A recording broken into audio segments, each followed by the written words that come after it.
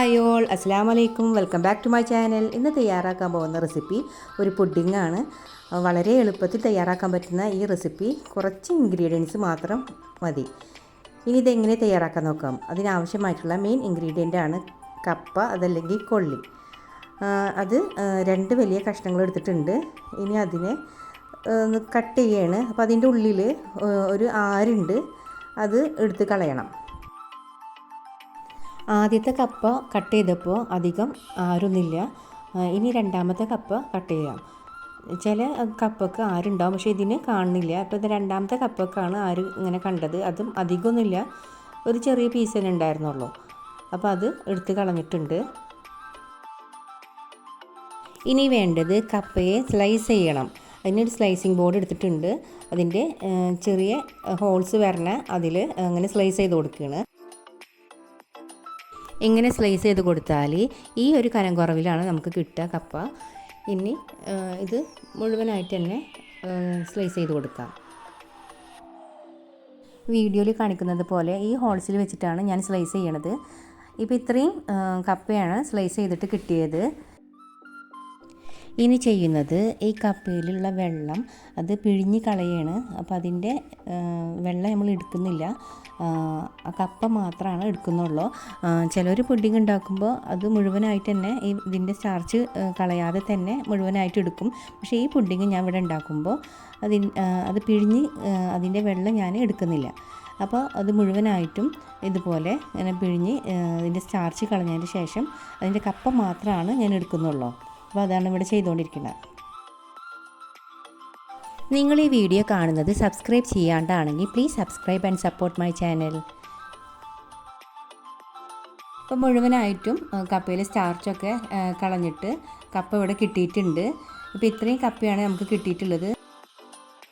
ഇപ്പോൾ കയ്യിലെടുത്തിട്ട് ഇങ്ങനെ പിഴിയുമ്പോൾ സ്റ്റാർച്ച് കിട്ടുന്നില്ല. അപ്പോൾ അത്രയും സ്റ്റാർച്ച് അതിൽ നിന്ന് പോയിട്ടുണ്ട്.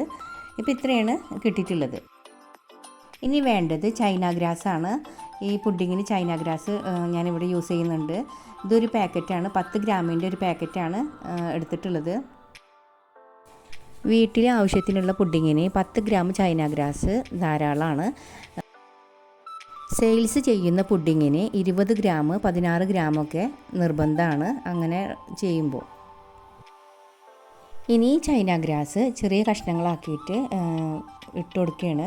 അതിന് കുതിരാൻ വേണ്ടിയിട്ട് വെള്ളം ഒഴിച്ചു കൊടുക്കണം. അത് മുങ്ങാൻ പാകത്തിന് വെള്ളം ഒഴിച്ചു കൊടുത്തിട്ട് അത് കുതിരാൻ വെക്കണം. ഇപ്പോൾ ഇത്രയും വെള്ളമാണ് അതിന് ആവശ്യമായിട്ട് വന്നിട്ടുള്ളത്. ഇനി അത് ഒരു 10-15 മിനിറ്റ് കുതിരാനായിട്ട് മൂടി വെച്ചിട്ടുണ്ട്. ഇനി വേണ്ടത് പാലാണ്. 500 ml ഒരു പാക്കറ്റും മുഴുവനായിട്ടുള്ളൊരു പാക്കറ്റും പിന്നെ ഒരു 3/4 പാക്കറ്റുമാണ് എടുത്തിട്ടുള്ളത് ഈ പുഡിങ്ങിന് വേണ്ടിയിട്ട്. അപ്പോൾ പാല് മുഴുവനായിട്ടും സ്റ്റൗവിൽ തിളപ്പിക്കാൻ വെച്ചിട്ടുണ്ട്. ചൈന ഗ്രാസ് കുതിർന്ന് വന്നിട്ടുണ്ട്.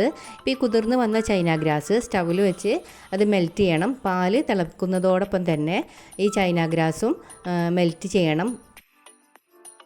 ചൈന ഗ്രാസ് മുഴുവനായിട്ട് തന്നെ പാത്രത്തിലോട്ട് ഇട്ട് കൊടുത്തിട്ടുണ്ട്.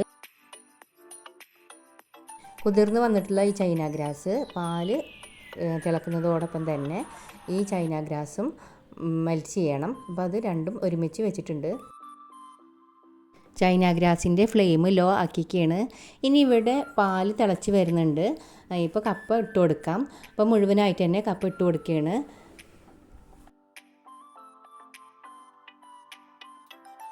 ഇനി ഒന്ന് ഇളക്കി കൊടുക്കാം. ഇനി ഈ കപ്പ ഒന്ന് വെന്ത് വരണ വരെ നമുക്ക് വെയിറ്റ് ചെയ്യണം. ഇപ്പോൾ ഇതാ കപ്പ് ഇട്ട് കൊടുത്തിട്ട് നല്ല കുറുകി വന്നിട്ടുണ്ട്. ചൈന ഗ്രാസ് ഇടുന്നതിന് മുന്നേ തന്നെ ഇത് കുറുകിയിട്ടുണ്ട്. ഈ പുഡിങ് കഴിക്കുമ്പോൾ ഇതിലെ ഈ കപ്പ തരിതരിയായിട്ട് ഇടയ്ക്ക് കടിക്കുമ്പോൾ നല്ല ടേസ്റ്റാണ്. ഇനി ആഡ് ചെയ്യുന്നത് 1 ടീസ്പൂൺ വാനില എസൻസ് ആണ്. അത് ആഡ് ചെയ്തിട്ട് മിക്സ് ചെയ്ത് കൊടുക്കാം. വളരെ എളുപ്പത്തിൽ തയ്യാറാക്കാൻ പറ്റുന്ന ഒരു പുഡിങ്ങാണ് കപ്പ പുഡിങ്. കപ്പ വെന്ത് വരുന്നൊരു ടൈം മാത്രമാണ് ഇവിടെ ടൈം എടുക്കുന്നുള്ളൂ. ഇനി ആഡ് ചെയ്യുന്നത് മിൽക്ക് മെയ്ഡാണ്. ഒരു ടിന്ന് മിൽക്ക് മെയ്ഡാണ് ഞാൻ ഈ പുഡിങ്ങിന് ഇവിടെ യൂസ് ചെയ്തിട്ടുള്ളത്. അപ്പോൾ ഇതിൽ ഞാൻ പഞ്ചസാര ഒട്ടും ഉപയോഗിക്കുന്നില്ല. ഇനി ആഡ് ചെയ്യുന്നത് ചൈന ഗ്രാസാണ്.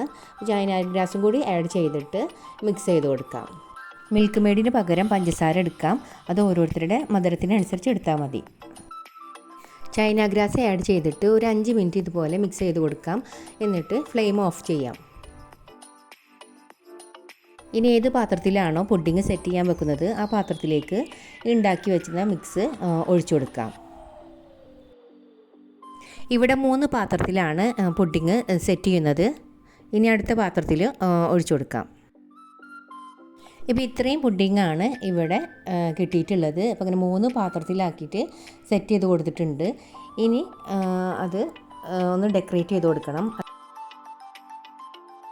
അതിനു വേണ്ടി വറുത്ത നിലക്കടല കുറച്ച് നെയ്യിൽ ഒന്ന് റോസ്റ്റ് ചെയ്തെടുക്കണം. അത് ചൂടാറിയതിന് ശേഷം മിക്സിയുടെ ചെറിയ ജാറിൽ ഈ റോസ്റ്റ് ചെയ്തിട്ടുള്ള ഈ നിലക്കടലയും കുറച്ച് പഞ്ചസാരയും ഒന്ന് മിക്സിയിൽ ഒന്ന് ജസ്റ്റ് ഒന്ന് കറക്കിയെടുക്കണം. നല്ല ഫൈനായിട്ട് പൊടിയാൻ പാടില്ല, കടിച്ചാൽ കിട്ടണം. അങ്ങനെ കുറച്ച് മാത്രം പൊടിയാൻ പാടുള്ളൂ.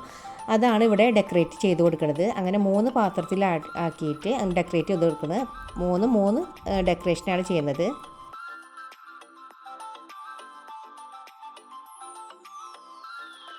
വളരെ എളുപ്പത്തിൽ തയ്യാറാക്കാൻ പറ്റുന്ന കപ്പ പുഡിംഗ് ഇവിടെ റെഡി ആയിട്ടുണ്ട്.